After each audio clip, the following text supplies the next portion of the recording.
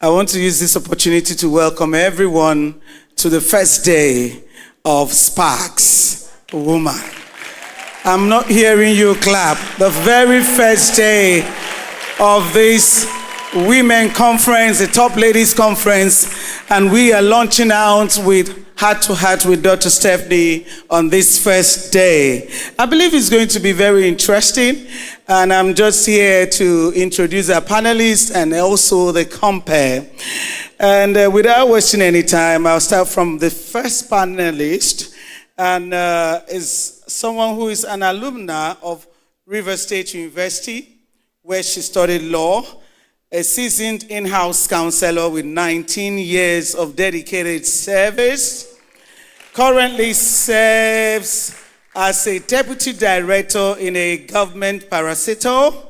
She's a member of the Nigerian Bar Association, the International Bar Association also, and the Nigeria Institute of Management. She's passionate about youth enlightenment and women awareness. I'm not hearing those thunderous claps. And she's actively engaged as an entrepreneur in the fashion and beauty industry, and she's married with children. Let us make welcome as you put your hands together for Barrister Daima Ebong. Put your hands together. You're welcome, welcome.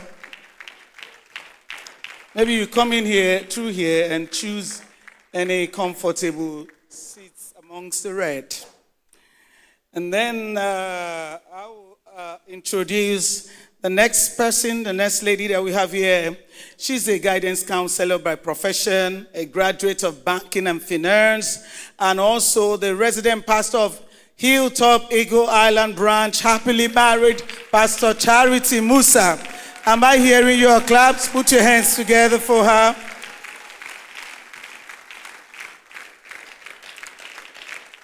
As she comes to take her seat. Then the next person, she is the CEO of Therma Oki Signature, the CEO of Zurel Fabrics, the CEO of Ace Photo Studio, founder of Putting a Smile on Your Face Initiative, a non-governmental organization, host, Mother, Daughter, Son Speaks podcast, married with children. Make welcome as you put your hands together, Mrs. Thelma Oki.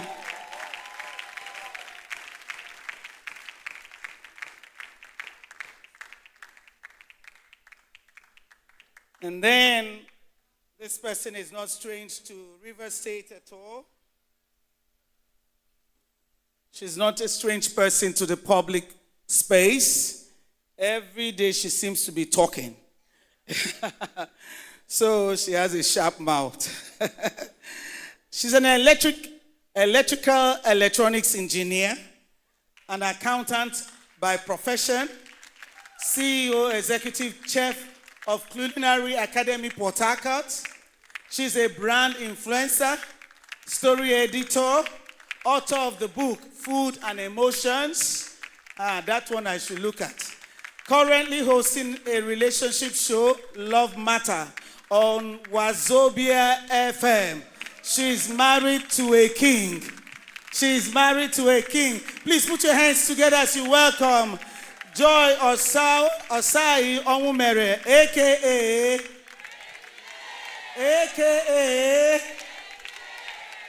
All right, ladies and gentlemen, I don't like dull place.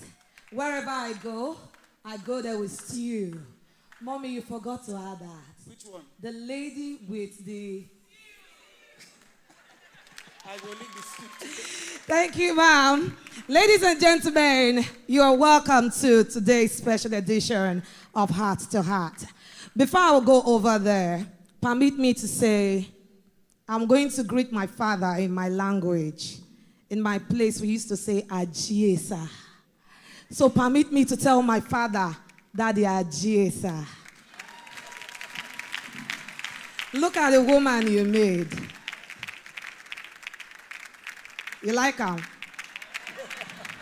It suits you. Anywhere I go, I always tell them, my father is Reverend Chris OARHE.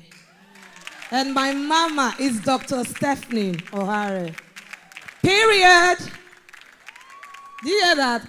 Period. And they be like, why are you doing like this? Mommy, somebody came to my office yesterday, sorry. And they came to do an interview. And I came out. As I was talking, one of the men said, where do you worship? I said, I worship with the HillTop Church. And he said, you they behave like them. So if you're an HillTopite, please put your hands together for yourself. And you know, this occasion is not going to start if we don't recognize the King of Kings. I'm talking about my lover boy. In fact, that man is a sweet. If you have Jesus, you have everything. Ladies and gentlemen, put your hands together for the King of Kings and the Lord of Lords. Okay, without wasting much time, so we'll go straight up to today's discussion. Okay, Dr. Stephanie, Mom, thank you so much for giving me this opportunity. Mama, they make me the... you cannot... if you know, you know. You just can't help it but to meet up. Okay, so we all know that the theme for this year is called Sparks. And I'm sure we have a lot of women who are professional here. They are here, right? You're there. You're professional. We have a lot of women who are attractive. Not just attractive anyhow, but in all area of life. We have a lot of women here who are godly, right? We have a lot of women here who are successful. So if you're a successful woman and you're seated there, please put your hands together for you. And if you are a husband to a successful wife, please put your hands together for the men. Imagine a life without a man. All right, Mom, thank you so much for the introduction of our panelists today. You're all welcome. Beautiful ladies and wonderful women. I'm so honored to be in your midst. So we'll just go straight up to the discussion that we have. Meanwhile, please, if you know you have a question, all you need to do is to put them together, and then we can just, put all of them here and then send it down. So get your questions ready, because I'm so sure that our ladies here have a lot to tell us. So first of all, the topic of today is self-care and striving. That's the topic. So that's what we're going to dwell on. So first of all, okay, we have all mics for them. Okay, yes, good. So first of all, I'm going to start with the word strive. Striving. So I'm going to start with our mother in the Lord, Dr. Stephanie, first of all. Now, when people hear the word striving, a lot of things comes to their mind. People have one or two things they're striving to become. Some wants to become a side chick. They are striving to be a side chick. Sorry, no verse, I'll bring it. And some are striving to become a strong professional. Some are striving to become a pastor. You know what you're striving for. But we cannot discuss this word or discuss this topic without knowing what striving means. It means different thing to different people. So I'm going to come to you first of all, Mom. When we hear the word striving, what comes to our mind? What comes to my mind is someone who's working towards a desired goal. So whatever that goal is, whether it's in the negative or in the positive, it's a desired goal that will make you want to do anything to get it. So most people are passionate about it. So it's that passion that we call striving. It's like verb of a word, of a noun word. So that is one, walking towards. And for you to walk towards, you always put action to it. But to different kinds of people, they have different energy that they put into striving or into pursuing their goal. Okay, beautiful. When you have something you're chasing after, you have a goal. And you said something, and that word you said, I'm just going to take it over to Ms. Oki. Yeah. So people are striving to become something. People have vision to become something. But in Nigeria today, for you to become a striving woman, it takes a lot. So you are this very position. I saw your profile and I was wowed. So when we talk about striving, what comes to you as well? Just the way Mama said, do you have something you have to put in to tell us more about it?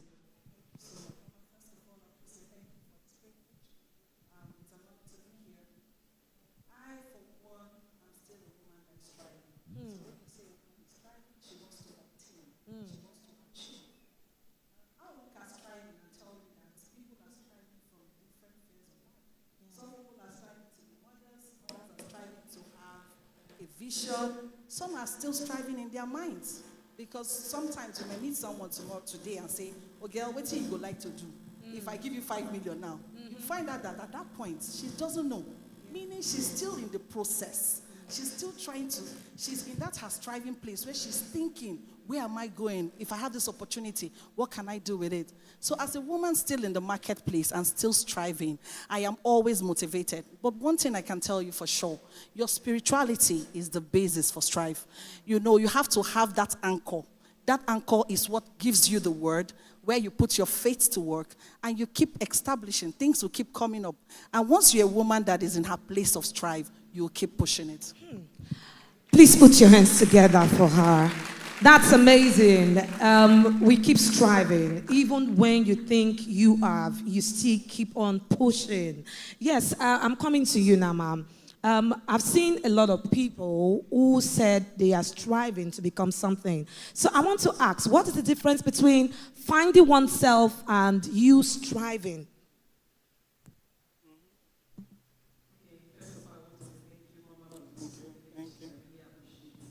Thank you for allowing us to stand on your shoulder and see far. And also, thank you, Papa, for this great privilege, for believing in us, even when we didn't believe in ourselves. Thank you so much, sir. Okay, to me, striving is not a destination. Striving is a journey. It's something that you start, and when you are in the process, you keep making things happen. You keep making things happen. Why? Allowing yourself to be learned, allowing people to step in, to show you the path to go.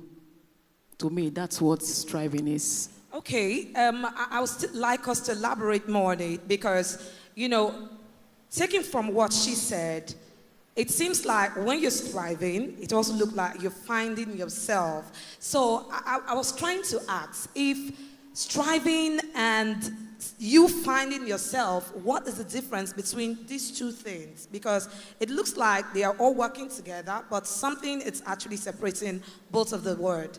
Okay, first of all, before you strive, you have to find yourself. Know what you want. Know what you want to strive at. You don't just stand up and say, I'm striving. You should be able to differentiate what you want to strive at. Know your vision. Know your goal. Just like what Mama said. All right, thank you so much. So please pass the, okay, you have your mic. Thank you. Yes, you're a lawyer. Yes, I am. Wow. That profession is a very, very delicate profession. Let me use that word. Because on a daily basis, you get to see people from different walks of life. And there are a whole lot of influence that if you don't owe yourself, you all know the word they normally use for lawyers, right? I'm not going to say that, she knows. Okay, so now, how do you manage to strive in an environment of, you know, an environment where you see yourself, especially in the area of your profession? Yes. Thank you very much for the question. I want to especially appreciate Dr. Steph for finding me worthy to climb this exalted altar and to contribute my own water to the topic of discussion. I'm trying to carve a niche for myself, though it wasn't added there as a public speaker. So this is a very good forum for me to, you know, start from. So I'm very grateful. So as a professional, whatever field you find yourself, striving is a day-to-day thing. It's something you do daily. When you are in a profession, you want to, for instance, if you're in the corporate field, you want to get promoted, you want to get visibility, you want to get recognition. So you cannot afford to just be in one place. You have to keep putting in the work, putting in effort, gathering knowledge for you to be able to move to the next level. So as a professional, it is something you have to do often. You cannot afford to be like stagnant in one place. Otherwise, others will move and you'll be left behind. Amazing. Put your hands together for her. Yes, we have to follow the trend. So 2 weeks ago, I had a discussion. Was it 2 weeks? Okay, 2 weeks ago or so. Or a week ago, so I don't exaggerate, maybe a week ago. So I had a meeting I went for, and the meeting is a gathering of professionals from different walks of life. And a lady that came there she was one of the speakers, she said something. She said, if you want to become a great person, be you a man, be you a woman, there are some certain things you need to do. You can't just come out and become somebody. You must sacrifice. So I want to ask you, Mom, in the area of you striving to become what you want to be, what are the things you need to look at for? What are the things you need to put in place for you to become that person that you really want to be, striving to be? Well, in striving to achieve your goal, because first of all, you have to have that goal written down. Like what the Bible tells us, that you should have your vision written down so that somebody may read it and run. Whoever reads it may run with it. Now, this vision, if you have it written down, where you are going to go, because that will be part of the expression of yourself. You know, you talked about how do you find yourself. You find yourself by, working out your goals, moving towards achieving your goals. So then living will have a meaning when you see yourself imparting into the public space or imparting into the world. Another one is while you are achieving your goal, you should also focus on personal development. Personal development is important. Like she rightly says, in the career section, you have to improve in order to be promoted. So if you're dormant, you stay stagnant. Yes. But in the business atmosphere, the marketplace is how much you're able to weather to do that personal development by yourself, your self-initiative in the marketplace. Because if you don't initiate anything, you're also stagnant. But if you're in the career pathway, perhaps what's happening in your workspace will enable you to, take a move to improve on yourself. But if it's in the business world, you have to be self-initiative. Then another thing I notice in the business world is the dynamics of the marketplace. There is a dynamics that will allow you to navigate yourself, even in the marketplace, to find yourself. Like for instance, you find yourself where someone is selling rice and beans, and you are selling rice and beans, and another person is selling rice and beans. Now, maybe the dynamics have changed. Instead of just taking only rice, the clients are coming in and looking for healthy rice. So would you continue to sell the ordinary rice? No, they are looking for healthy rice. So someone can decide to now, instead of just cooking that rice, I'll have to make it healthy. Then making it healthy, I'm different from others. So I would want to say, in striving, I think you're looking for the difference that makes you spotted. That difference is what makes you clear, separate, selected by your difference. And when I say that, there's no need for competition, because the way I interpret my thing is different from the way another person interprets her thing. And that's why that difference is what makes it clear who you are in the marketplace. Oh my God, please, you can't just keep your hands folded. Put your hands together for Dr. Stephanie. I love what she said. First of all, you must know where you're going to. So you must have a goal. Because when you have a goal, then you can not run along with the goal, and you have your vision to chase. And you must also to find that, carve an inch for yourself. I really love that. Thank you so much. Now, I want to come to you. Sorry, I'll be taking it like this and then we'll go over. So I have this question that I want to ask. I've seen successful women I've seen a lot of them. By the grace of God, my profession has made me to, I get to interact with these women. I get to talk to them all the time. And sometimes they be like, it's not easy, it's not easy, and sometimes I don't sleep, sometimes I do this and all that. And then you begin to ask yourself, does this woman actually have a family? Does she have a husband? Does she have children? So how does she manage, because she wants to become something. She's striving to become something. So how does she manage to, carry a family? How does she balance a family and then striving to become what she wants to be? So I'm going to ask you that question personally. I've admired you, Jesus. Like, I do admire you. Yes, on a more serious, I love the way you dress. I love the way you talk. I like the way you carry yourself. I like women with fine. And she's beautiful. Thank you so much. Yes. But how do you manage to do this? You have, Mommy was talking about your bio here, and I was thrilled. How do you manage to do this? You're striving to become what you want to be. You said you have not even gotten there. You are still going. Good. So how do you manage to bring family and, of course, your dreams, your goals, your career? How do you do it? Thank you so much for that question. It always comes up because when you're a striving woman, there are things that are necessary to be put in place. I always see the young ones and have a discussion and always talk about mentorship. When you want to go somewhere, you have someone you're mirroring.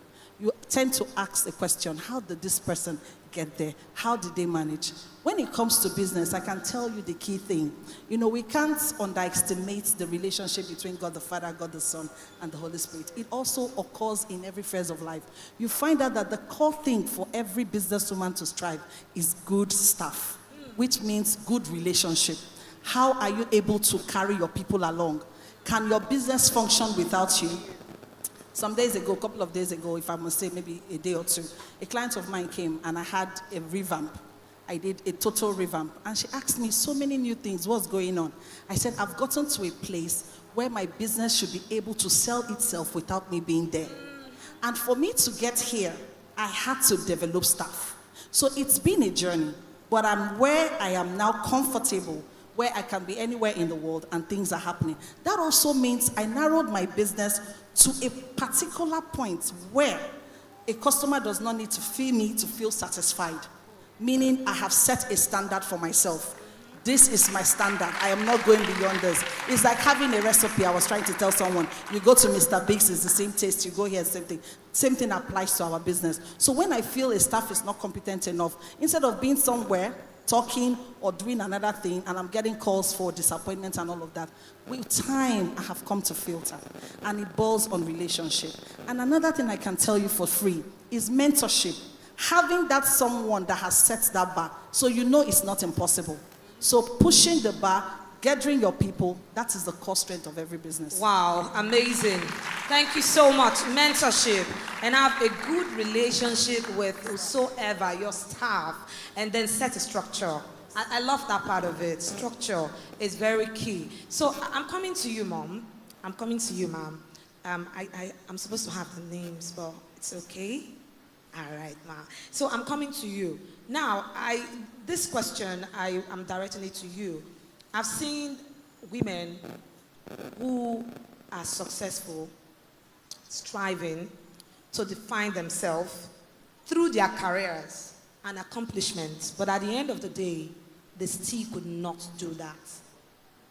They want to define themselves, they want to be here, they are working. You can see them very well. They are striving, they are doing everything. Today they are selling egusi, tomorrow they are doing they are everywhere. They are striving, but they are trying to define themselves. So what do you have to say for a lady like that? What do you have to say to them? Okay, thank you for that. I think for me, that lady needs development. She needs a mentor to put her through, just like you said, a structure. Because for you to strive, all of this has to be in place. Like for me, I don't like working in isolation, because for you to strive, you don't work alone. There must be a team. You must work with a team, and you must know how to delegate. You don't be the macho person. I know it all. Allow people to make mistakes, allow people to learn. Some people want to be the perfectionists. they want to do everything. So when you do everything along the line, you might not get it right. That's why you see some women, they do this today. They think it's the business, not knowing that it's themselves, the structure. Thank you. Thank you so much. Yes, my lawyer man. There's someone who is striving, and there's someone who is struggling. But you can see someone who is struggling and say, she's striving, no. But she's struggling. So what is the difference between you striving and you struggling? Okay. For striving, you're putting all your efforts to achieve a goal. Like Mommy has said here, you've written down your goals. You know where you want to get to. So you're working towards it. Okay? So someone who is struggling, you probably do not know where you're going. So it's like a lot of load on you. It's like someone you're going somewhere, you're planning. You make your plans. You write them down. You put timelines. I will achieve today, okay, this is what I'm going to do. I'll do this at this particular time. And you walk towards those goals. But for somebody who is struggling, because you do not have any pathway, you have not charted out the course you want to follow. So it becomes a burden on you. Okay, I'll relate it to the life of an everyday woman. You struggle because, first of all, you've not found yourself. Okay, you need to find yourself. You need to understand yourself. You practice mindfulness. That's what it's called. So you know your strengths, you know your weaknesses, you know your likes, you know what you don't like. And that way, you are able to chart a path for you. For the example of maybe doing this business today, some people, God has blessed them with multiple ideas. Okay? They can come up with ideas. They don't lack ideas. But how to channel those ideas together and get something definite is a challenge because there is no planning. Okay? So for you to be able to achieve that goal, so you are not struggling, you have to plan. Now, what's coming to the everyday person, because I've been there before. For instance, as a young mother, okay, this part of the world, we don't really take into cognizance some certain things. You just feel, you go to school, you finish school, you go to NYSC, you finish, you marry, you have children, you work. That's the way we live our life. But if you live like that, eventually there will be burnout. There will be stress, okay? So you have to chart your life. You know, okay, even when I'm getting married, when do we want to start having children? When we have these children, which school are they going to go to? How are they going to be going to school? Who will be taking care of them? Who will be feeding them? For example, as a professional, okay? Because you need to have all those things planned out. Otherwise, you'll just be doing it as the day comes and you find out that you're not able to cope. So that's where the struggle comes in. You go to work, you will come back, maybe you don't have any help, or the help you had just left just after 3 days. Exactly. So before to avoid struggle, you have to have a proper plan of your life. I mean, even from now, you start saying, in another 3 years, 4 years, where do I want to be? How do I want to organize myself, my family? Otherwise, it would be a struggle. Wow, amazing. Please put your hands together for my panelists. Well, if you're just joining us, maybe you're streaming online and you're just joining us, please, this is the Top Ladies Convention. Yeah? I'm right. Eh? Yeah. Wait, Striving and self-care. It's as if I'm a top lady. Of course. Were you thinking you were not? My people, please pardon me.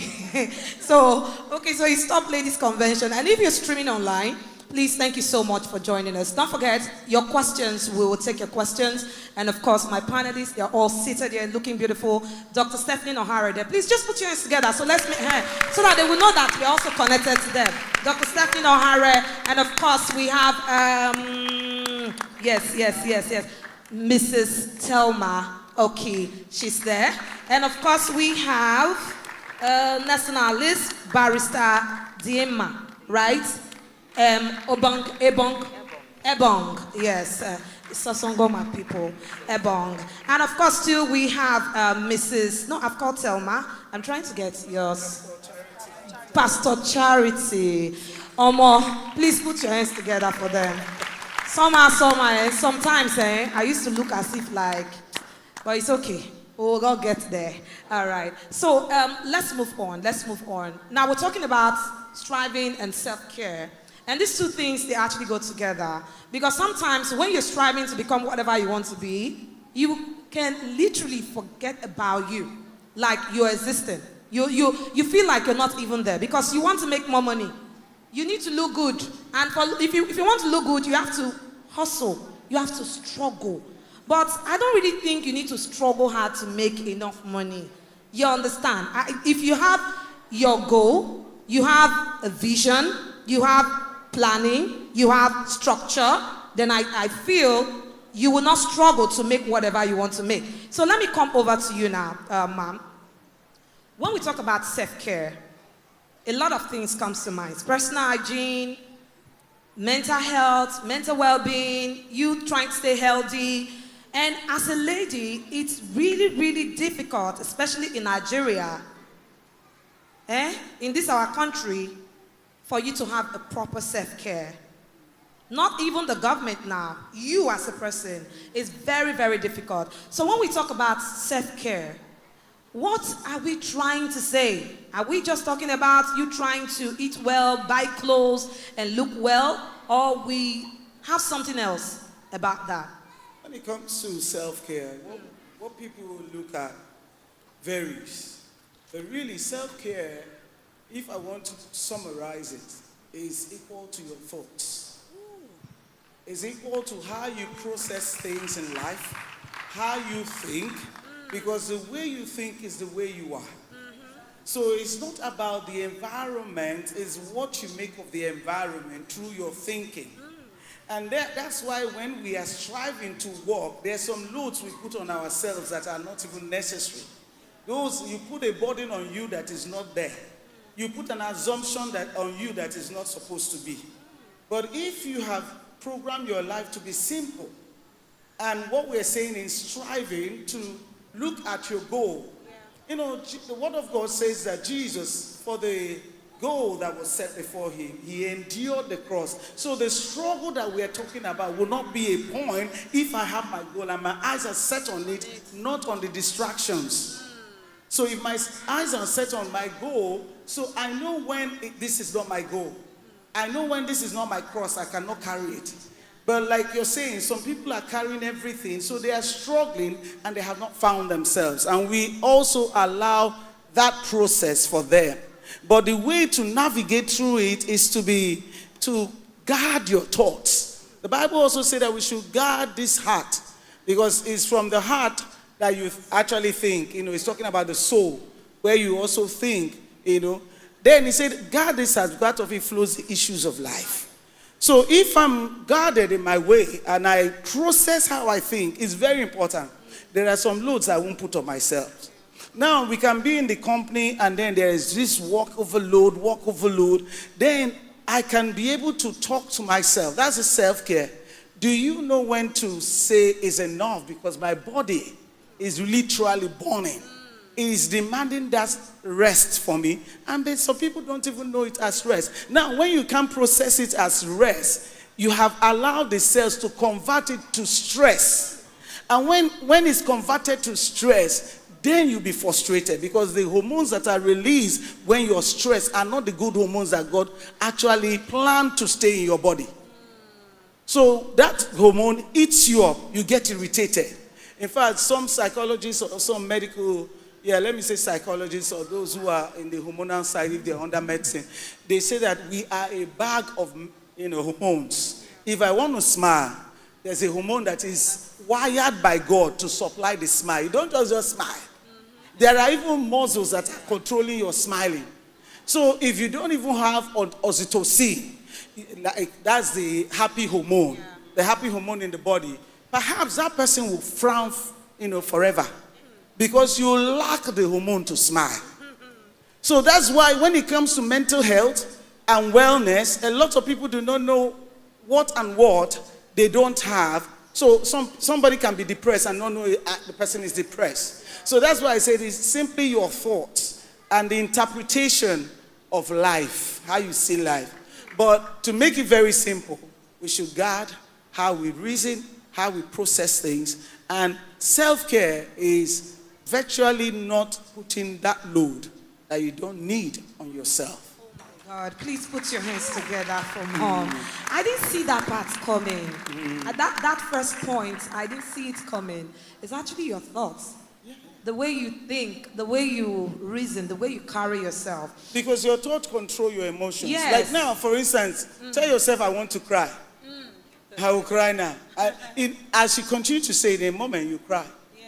So you can see something that will make you sad.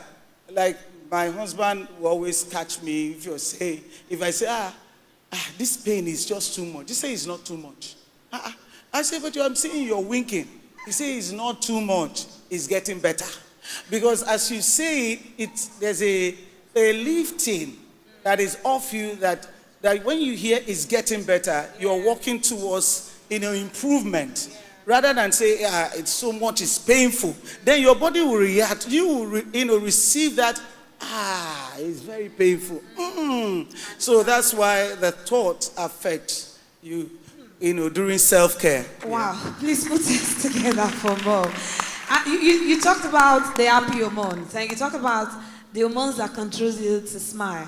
Please, can we be smiling? It's very important. Okay, just smile so that you look good.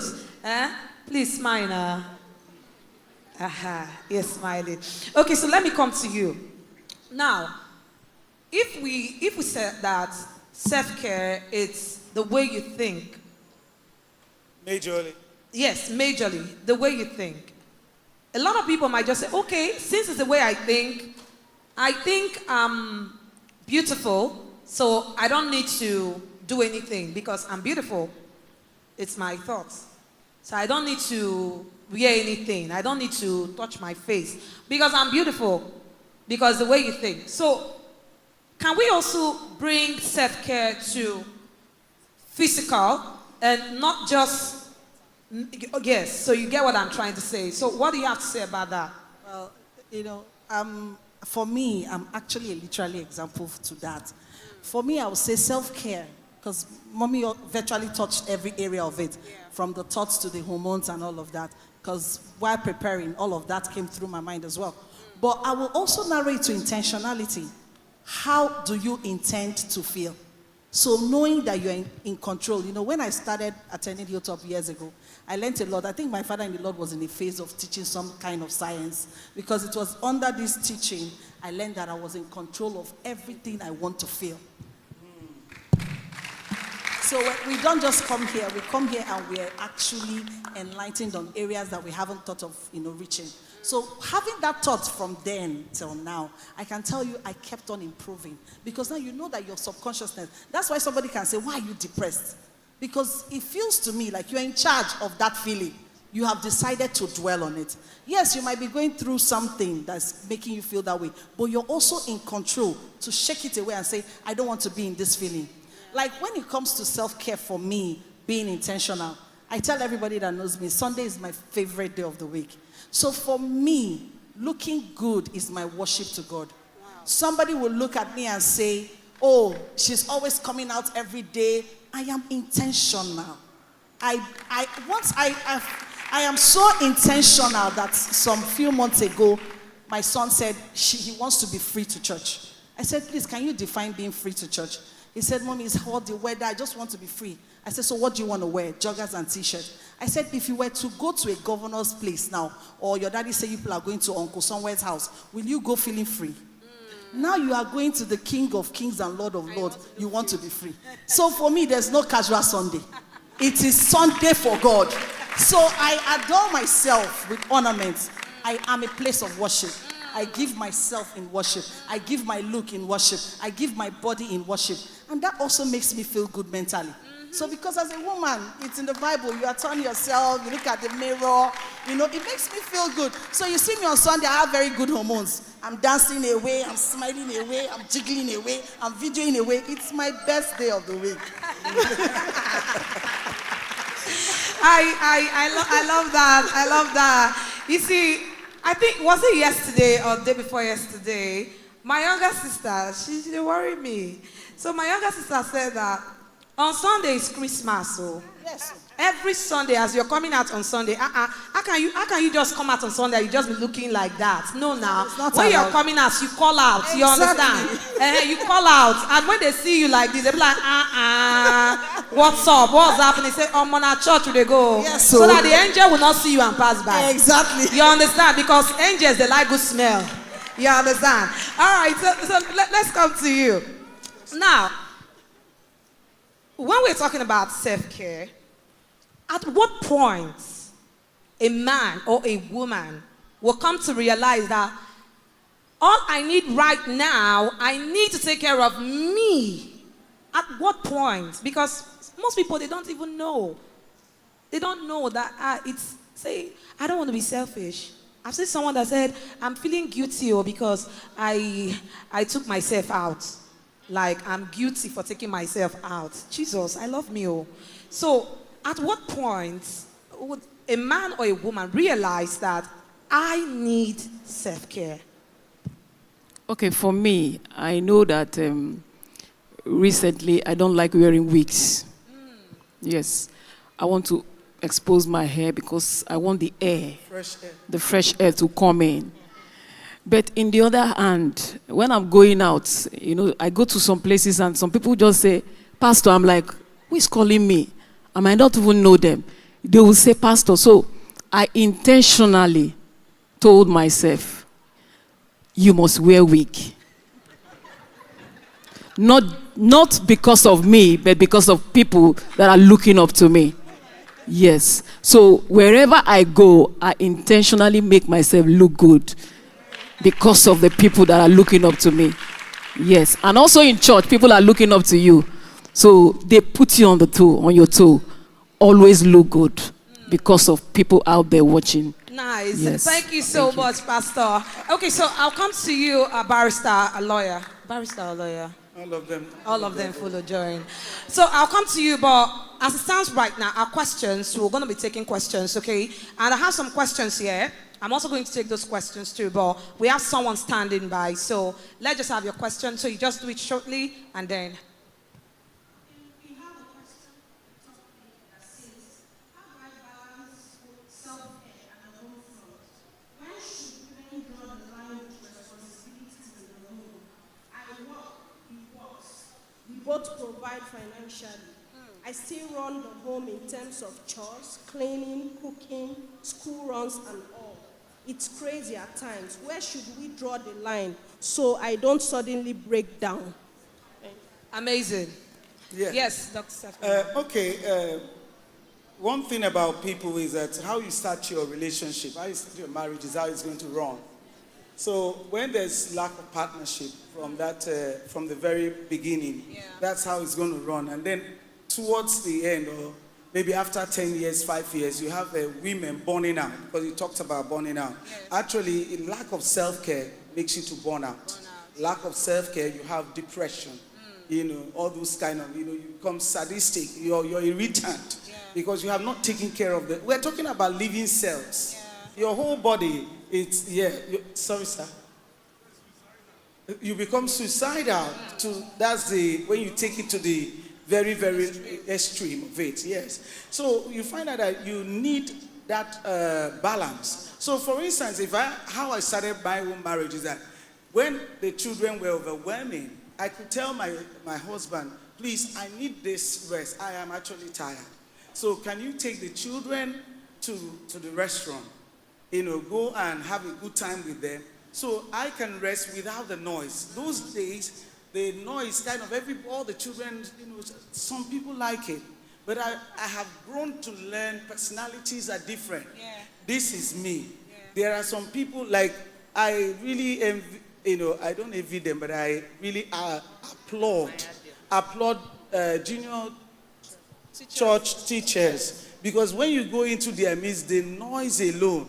From far, I say, hey, how are you, children? Are you all right? Bye. And they'll be shouting, Dr. Stephanie, bye. See you. Because they shout alone. But that's for me. So during that time, you can have that. But if you never allowed it, if you're the woman that said, I'm all powerful woman, you're the one that will go and start generator. I remember one time somebody was crying, telling me that I told my husband to start the generator, and he refused to start the generator. Then I now went to I said, you went? I went by myself to start the generator. I said, no, that's not what I will do.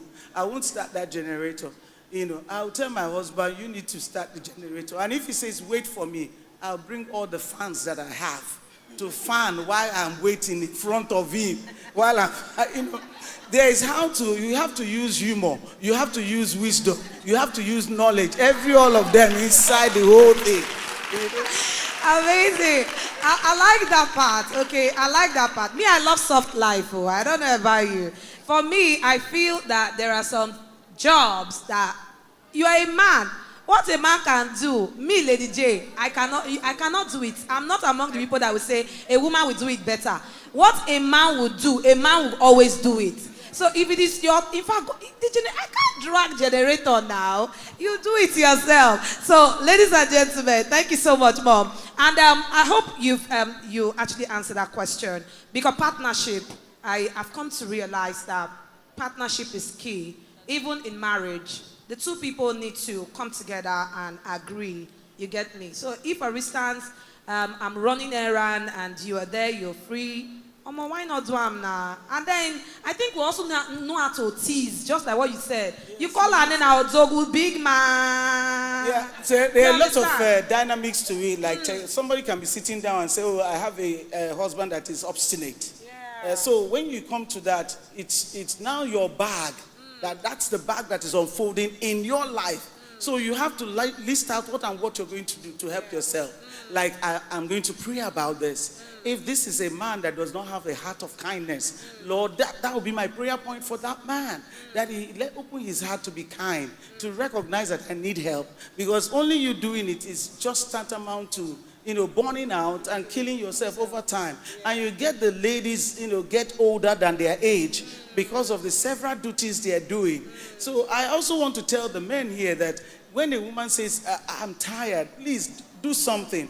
Now, my daughter grows up saying, I can't remember every time she says, oh, I love you, daddy, I love you, daddy. I can remember, I have memories. I can remember when daddy used to take us out. I say, Don't say, I say, I'm involved in that taking. I say, Mommy, I never remembered you there. That's my own memory. You were not there. I said, those days I'll mop the floor. When I'm mopping the floor, all you people's little feet will be on it, dirtying it again after mopping. I am the one that suggested that daddy would take you out. It's not daddy's suggestion. Now you're having a memory that you did not see mommy inside that place. I am there in the plan, strategically. So, that's some of the things that we have to look at. Okay, thank you so much. So let's have your question, ma'am. Good evening, everybody. My question is to Barrister. Okay, you mentioned charting your course, all right? So it's okay that we are very practical, not only in the area of your profession. So when you're talking about charting your course, I believe you're talking about every area of your life. So now let's bring someone who is married and had planned that, let me say, in the next 3 years, they would have been done with children. But as God will have it, they're still waiting. So I would like you to, kind of balance it out so we have a proper understanding. Thank you very much. Thank you. Okay. Like you have rightly said, it applies to every individual. Okay, it's not just for professionals, whether you're a stay-at-home mom, you're a housewife, you're a market woman, whatever. You must be able to plan your life ahead. You see the question that was just asked here now, the first question, is because there was no planning from the inception. Okay, in this part of the world, there is this notion that women will carry the house, they carry the home, they will do everything, irrespective of whether she's working like the man. Okay, so she will go to work and she will still come back, prepare food, look after the children, do school runs, go to the market, cook the food, you know. So if from the onset you do not have that thing charted out, you run into troubled waters. And I wanted to say, it's never too late anyway for you to make amends. If you were not aware, because this self-care thing we're talking about is actually a new word, this part of the world. Okay, thank God for social media. It has made it very prominent. So we get to hear of self-care, we even hear of self-love. Okay, so if you find yourself at a point where you need to make a turnaround, please go ahead and make a turnaround. This is for the lady that asked that she's working, the husband is working, but she has a lot of burden, because for a lot of men, they would go to work and come back and sit down and that's it, they're done, they've worked their work. Okay? But the woman will work, she will first work at home, then she'll go to the office and work, and she'll return back home and continue the work. So, yes, so definitely, there's no how that kind of person will not fall into stress. Very soon you'll be stressed out because your body is like a machine, you need to take care of it. So for anybody that is in that situation, I would advise that you try and start planning yourself going forward. Okay, let me just leave it at that. Then for whether you have children or you don't have children, it doesn't stop you from doing your planning. Just take it that you're having time to chat. So by the time they come, you already know, you've already put things in place. You have a support system. Okay, who will take care of the children? Who will take them to school and bring them back and stuff like that. Okay, I want to ask a question concerning what you said. Now, does this also apply to people who are not married? So we don't just make it look like it's only for, the married people, because I've been there. I know there are a lot of young ladies who are doing so much, family pressure, they want to take care of the family and all that. So this same word you're saying right now, does it also narrow down to women who are not married? Like, can they also still start planning ahead, children and all that, where you already know that there is no man safe? Okay, sure. There is no time that is too early or too late. The earlier you start, the better for you. That's the importance of this program. These are things that maybe 10 years ago, 15 years ago, 20 years ago, women were not aware of. Okay, so you just enter and then whatever you see, you start managing yourself. But now, with this kind of message or this kind of talk, okay, you know that you can actually strategize. Let's call it strategy. You can plan your life ahead. You know exactly how you want your life to look like. You know how you want your life to go. So you can take steps, okay, before the man comes, before marriage, before children, and all of those things. So you actually have the advantage of time. Amazing. Please put your hands together for our lawyer man. Okay, yes, please, let's have your question. Just a moment. Let me put for the single ladies also involve rest. Yeah. Because when we talk about self-care, you have 60% resting. Because when you actually have good enough sleep, the sleep is very important. For some of us that do not sleep often, but that sleep is what God made for the cells in the man's body to rejuvenate. Just like you have some reptiles, when they skin out the outer skin, they pull out and they have a new thing. That's what happens to yourselves. So for the single ladies, they are not yet married, but at least you should also have a plan to do your work. After working, go to bed on time. Don't avoid distractions that will, eat into your time of rest. That's it. Amazing. Thank you so much, Mom. Okay, Dad has something to say. If I may speak to the men a bit, particularly when it comes to marriage. I remember many years ago, if you have a young couple, and then the wife does not wash the husband's clothes. She's a professional. She goes to, maybe she works in a bank. She has to be there by 7 a.m. or 7:30. And she comes late. And they say, this your wife is lazy. She can't even wash clothes.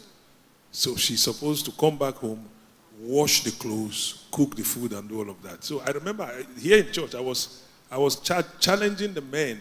So as fast as you can, get yourself a washing machine. And yes. And if you can't get one that is fully automated, get a semi-automated one. But start from somewhere and don't kill your wife. And that's one. And then two, I remember I used to challenge, this was many years ago, maybe 25, 26. Don't tell your wife that you won't eat yesterday's soup. If you want your soup to be today's soup every day, cook up. So, because now all the brothers in the house, pardon me, I'm just trying to be a sincere brother. Now, we agreed that there is nothing wrong with cooking the food, dividing them into portions, and putting them in the freezer. So when the man comes home and she's still at work, take that thing and warm it. If you can afford microwave it, right? Make your gari, swallow the thing and wait for your wife and be happy. So that you don't spend money treating your wife, because that thing is going to break her down. That there's not, it's not whether it will happen, it's when it will happen. Now, also, in the area of self-care, as we're going in this direction, I want to encourage us. One of the major things or elements in self-care is you have to be conscious about your health. If you lose your health, all of these exciting things will disappear. Dr. Stephanie was telling you that he was talking about pain. She saw me getting up from the chair. I was getting up like that. I said, hey, Jesus. She said, what is happening? I said, by his stripes I am healed. But she got what I was saying. But it didn't stop her. She had to do me a massage. She had to do me a massage and use proper aboniki. So I was enjoying two dimensions. The pain was being relieved and the touch was doing something. You understand? Now, what I'm saying in essence is, right, you have to invest into good health. She challenged me, said, look, you have not been doing your walks. Go back. So I put on my shorts, put on my running shoes, and I went out and I was walking. Some of us are carrying baggages that if we can just discharge them, with just a few minutes of walking every other day, you discharge that weight and then you feel better. So it's an investment we must make. Bodily exercise. It profits little, but that little is major. So that's another thing. And then you were talking about planning. Phenomenal, insight tonight. Plan your finances. This is part of self-care. This money matter is a serious matter. So you have to plan it. And these are the days when we cannot afford to be spending anyhow. The days of famine is not the days where you misbehave with money. The day of abundance will come again. It comes in cycles. But at this time, just remember, say Tunubu still there. So organize yourself thoroughly. Because fuel is no longer 185 per liter. So do something about that. It's part of self-care. Or else you wake up. Why are we here now in this auditorium and doing fun? Why? We've been looking for diesel. It's not that we don't want to buy. We are looking for it. It's not there. Our brothers who make it in the bush, they don't pursue them. So it's all encompassing. I thank you for paying attention to this and giving it attention. I felt I should inject this in. Thank you so much, Dad. Thank you so much. Okay, so we're just going to have you, and then we'll continue. So please go ahead, ma'am. Good evening, ma. Okay, I want you to help us narrow this issue of striving to be professionals, attractive, godly, and successful. As a young girl, maybe before you got married, you actually have your vision written down. You know what you want. Maybe you've said to yourself, at 35, I should be balanced. And now you got married. So the man, you think maybe he loves your vision. He saw your blueprint and he said, this is what I want. And you got into marriage. The support is not there. It's not like you cannot do it without him. But because we're in church where we're being told that we have to be submissive, and now you're sitting and waiting, and time is not your mate. How do we marry these two things? Because sometimes we just don't know how to do it other than going the wrong way. So we just need you people that are already professionals to help us narrow it down. Thank you. Amazing, amazing. A very strong one. Yes, so before I'm going to give it to Dr. Stephanie first, let me allow you, CEO Tema Oki, ma'am, so please handle this one for us. It's very, very strong. It is, talking about balance, for all, when it comes to women, because of stereotyping, women have been verbally programmed in a certain way. So right now we're in the era where it's a struggle. So for me, starting with the mindset of prayers, asking for God for grace. Because, one thing is when you're getting into marriage, you agree, like she said, there was a blueprint. Getting there now, he has turned to an Odogu. And based on the teaching in church, you cannot go contrary to what Odogu is saying. At this point, really, what can she do? At this point, she's caught in a web. And that web is in a place where she has to come to a place of prayer. Because I, for one, we know very well that you can't build an empire outside your husband's blessing. I might be fortunate, one of those women who have my husband's support. Another woman is struggling. So she doesn't have that much support, but doesn't mean her vision has come to a place of halt. She's just in a season. Like we're talking about times and seasons recently. It happens under the heavens. There's time for everything. It's not going to be permanent, but you're going through that time. So you have to be prayerful in that time. You have to be patient in that time. But while you're in it, you can self-develop. While you're in it, you can be in your place of strategy. While you're in it, because it's not going to be there forever. You're not going to be stuck in there forever. So while it looks like the enemy is telling you you're stuck, you're not stuck. Use that time to self-develop. That thing you want to do, put time in learning it. Go to someone. Mentorship, like I always say. Put your heart to it. In that space of time, in that season, where it's looking like a struggle, do a lot of self-development. Oh, okay. Thank you so much. Thank you. But there's something I still need us to look into. In a situation whereby the man does not want you to even step out to go and develop yourself, okay? Let's say you have the money. You can build a house. You have everything. You have the land and all. But he does not want you to do that. And you really don't want to go contrary to his word. Okay? At this very point, what do you have to do? Do you still need to sit there and be praying and be saying, Father, Lord, or you go ahead to do whatever you want to do? Mind you, he does not even want you to go out there to do it. So what do you do? But you see, the truth of the matter is, you just talked about stepping out. There are lots of things that are going on online. You can self-develop online. Because I will not stand here to say, go against, contrary to your husband. It's biblically not right. So at this point in time, what do you do as a woman of faith? Okay, let me just come in here. Yes, I think she hit the head, with that arrow. She did a good job hitting the target. But let me come into the dynamics of what is happening in the home. Yes, what is really happening in the home? She said, yes, you pray, whether you like it or not. The Bible says the heart of a man is in the hand of the Lord, and he turns it whithersoever he willeth. So as you pray to the Lord can catch the heart of your husband faster than you.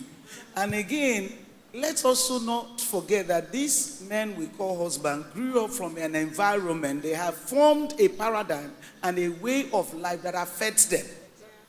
And men do not talk. When they have issues and struggling with the issues, men, I don't know whether it's African, what they are taught in African world or something, because other nations can talk, can easily tell their feelings. But for African men, they bottle up a lot. So they don't even express the pain they are feeling. So it's now the wife who can perceive and begin to pray to the Lord to intervene and make the husband to, open up and be able to express himself. Now, for a husband that says, I don't want you to do anything, she rightly says that you have data. If you have small data, do something that you can do within that. Don't disturb. Now, this is not the time to say, compare your husband with other people. This person is doing, because he is struggling over something that he's not telling you. Some people fight pride. I don't want my wife to grow bigger and higher and better than me. So if they have that low self-esteem, they will struggle with it. So it's now the heart of a woman to perceive that this is now my challenge in my home. How do you navigate through that? Now you can be overwhelmingly loving. Try that rejection that person felt in that childhood. You start pumping. You're very good. You know, you can talk about personality. You can talk about professionalism. You can talk about different graces in life. Your grace is not my grace. You know, God has given you a different gift and has given me a different gift. And now I'm a helper. I'm only helping what you already have, but I have not come to overshadow it. And a woman has to make that very clear. Because if you don't make it very clear, the man will slip into competition. And some ladies don't know how to control it. When you also, you know, ladies can speak faster than men. Some men speak, like 30% of men can speak very fast, but most ladies are detailed in nature. And that is how we are wired up here in our brain cells. So when you now come and be talking every time you're talking, and the man is trying to process and even get one word out. He said, this one, if I allow this person to get all the degrees and PhDs, I go finish now. That means I won't be anybody. So the person will start strategizing and manipulating you to remain in that stagnant place. So it takes prayer, it takes wisdom, it takes humor, it takes understanding to now build it up. But while you're there, I think you can still do something that you can do within the limits that you're allowed. You might not build a house, you might not buy land, but online you can do something. Online you can sell. You sell online, yes. Amazing. I'm sure on Saturday we'll have a whole lot of talk about that, because a lot of things is actually happening online. And today's ladies, the ladies we have today, the online space is their cashing out zone. That's their cashing out zone. Even today, people don't have working clients the way they used to have before, but things are actually happening online. And again, Mom, you talked about you trying to make the man involve the man. So maybe since you have the whole idea and he does not, you can put it to him. Oga, day for front, make I day your back. And then you start doing it. And before you know it, it's already doing it and you're doing it. Okay, so please, let's have your question. How many more minutes do we have? I think our time is almost up. So let's have your question, please. Yeah, good evening, Mom. Good evening, everyone.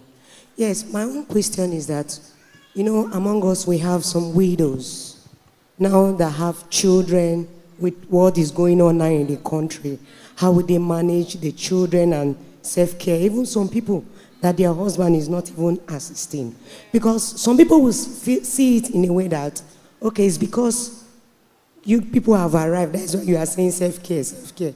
So let's bring it down so that in our own way, so that they will not understand it and know how to go about it. Thank you so much. Yes, Mom, let's go.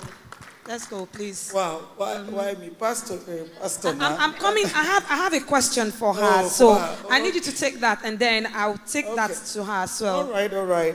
Quickly, when you have, we empathize for our unique sisters. I like to use that word. I always feel somehow using the word that everybody knows, but we have to also pull that word out. It's semantics, it's just words. So we can say unique sisters that are now living on their own without their husbands. So they have unique issues. But the very first thing I want to advise is, first of all, coming face to face with the society. Trying to blend again into the society becomes difficult. So that's the first thing they will do. Not to relent and be alone and think about it. I know I told you self-care starts with what you think. So you think, oh, it's only me. Oh, this is happening. Oh, that is happening. So you further drown yourself in the pain. But if you try to blend and start again what you used to do before, and how you can make this money to feed maybe 3 children, 2 children. Then another thing which she was talking that came to my mind is that it takes a village to raise a child. So as someone that, as a unique sister, I know some of the comments that people will make when you're going to someone to help. But I always say that your family is your first support group. Then they understand, because those people, the children have aunties, uncles. So there are times that it could be overwhelming. You can take those children to those houses. You can say, okay, I want to take you to cousin this person's house or to auntie this person's house. You just stay there for 3 days, for 2 days. Let me just breathe and have myself, because it is necessary to stay alive for those children. So because you're almost like the father, the mother. So it's a difficult job for them. Then sometimes they are very young and they don't even know what is happening. So you have to involve certain different people as helpers to help you in your life. But this is what I say: if you go to anyone and they give you a non-verbal reaction that you have come to waste my time, or why are you here, just leave that environment. There are other sweet people, very kind people willing to help you. So you don't have to waste your time there. So you can stay alive for your children. You need to go to a happy place where you can fill your life with positive thinking, and not only positive thinking, biblical scriptures that can establish you with happiness. And then stay with that family so that the children can grow up well. Thank you. Amazing. Thank you so much. Okay, so our time is up, but we just borrow, let's say, 3 minutes to this, because I've been keeping this question for you, ma'am. Now, at what point does the church need to also step in when it comes to striving and self-care? A lot of people actually have their complaints about how they've been, perceived in church. So at what point does the church need to step in when we talk about people striving and also to self-care?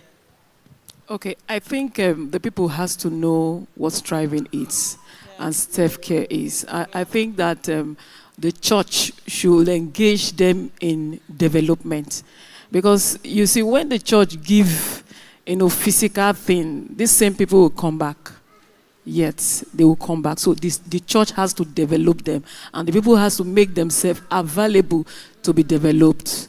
Getting information, the information they get will help them to take care of themselves. Amazing. Thank you so much. The church needs to help them to develop themselves, and the information you get. So that is to say, the place you worship is also a key for your self-care. All right, so we're about to wrap up now. I'm just going to ask you, what's your last word for every lady seated here today, those online and those wherever they are? What is your last word to them when we talk about striving and as well self-care?